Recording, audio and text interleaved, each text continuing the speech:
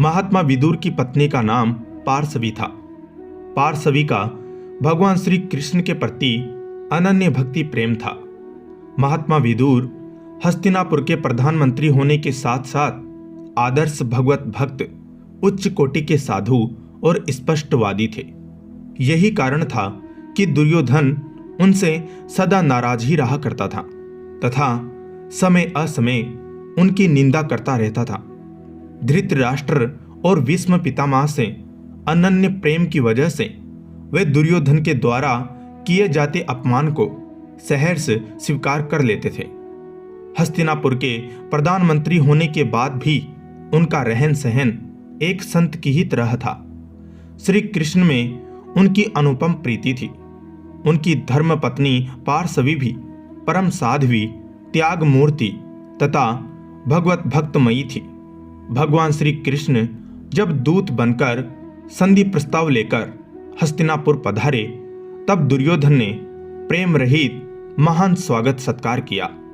दुर्योधन द्वारा संधि प्रस्ताव को अस्वीकार करने के उपरांत दुर्योधन ने उन्हें रात्रि विश्राम और भोजन आदि करने को कहा। भाव रहित दुर्योधन का यह आतिथ्य श्री कृष्ण ने अस्वीकार कर दिया। कारण पूछने पर श्री कृष्ण ने कहा, हे दुर्योधन, किसी का आतिथ्य स्वीकार करने के 3 कारण होते हैं, भाव, प्रभाव और अभाव। अर्थात तुम्हारा ऐसा भाव नहीं है जिसके वशीभूत तुम्हारा आतिथ्य स्वीकार किया जाए। तुम्हारा ऐसा प्रभाव भी नहीं है जिससे भयभीत होकर तुम्हारा आतिथ्य स्वीकार किया जाए, तथा मुझे ऐसा अभाव भी नहीं है जिससे मजबूर होकर तुम्हारा आतिथ्य स्वीकार किया जाए। इसके बाद श्री कृष्ण वहां से प्रस्थान कर गए। श्री कृष्ण महात्मा विदुर और उनकी धर्मपत्नी पार्सवी के भाव को जानते थे। दुर्योधन के महल से निकलकर वे महात्मा विदुर के आश्रम रूपी घर पर पहुंचे।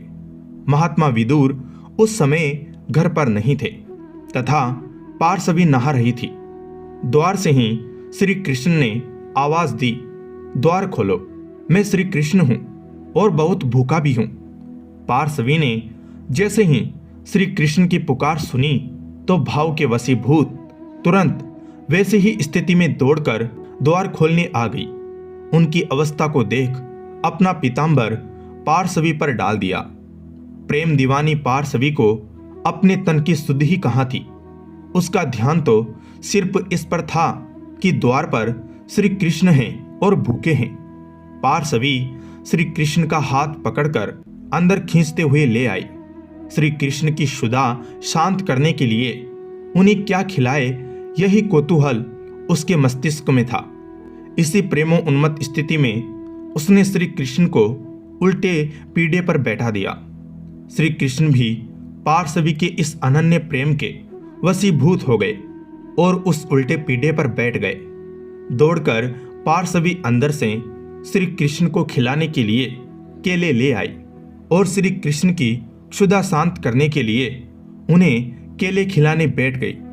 श्री कृष्ण के प्रेम भाव में वह इतनी मगन थी कि वह केले छिल कर छिलके श्री कृष्ण को खाने के लिए दिए जा रही थी तथा गुद्दा फेंकती जा रही थी। श्री कृष्ण भी पार्सवी के इस अनन्य प्रेम के वशीभूत हो केले के छिलके खाने का आनंद ले रहे थे। तभी महात्मा विदुर आ गए। वे कुछ देर तो स्तंभित होकर खड़े रहे, फिर उन्होंने यह अवस्था देखकर पार्सवी को डांटा। तब उसे होश आया और वह पश्चाताप करने के साथ ही अपने मन की सरलता से श्री कृष्ण पर ही नाराज होकर उनको उलाहना देने लगी। छिलका दीने श्याम कह, भूली तन मन ज्ञान, खाए पे क्यों आपने, भूली गए क्यों भान। भगवान इस सरल वाणी पर हंस दिए। भगवान ने कहा, विदुर जी, आप बड़े बेसमय आए, मुझे बड़ा ही सुख मिल रहा था। मैं तो ऐसे ही भोजन के लिए सदा अतृप्त रहता हूं। अब विदुर जी भगवान को केले का गुद्दा खिलाने लगे। भगवान ने कहा, विदुर जी, आपने केले तो मुझे बड़ी सावधानी से खिलाए, पर न मालूम क्यों इनमें छिलके जैसा स्वाद नहीं आया। विदुर पत्नी के नेत्रों से प्रेम के आंसू झर रहे थे। ऐसा होता है भक्तों का प्रेमोन्माद, जिसके भगवान भी सदा ही भूखे रहते हैं। जय श्री कृष्ण। धन्यवाद।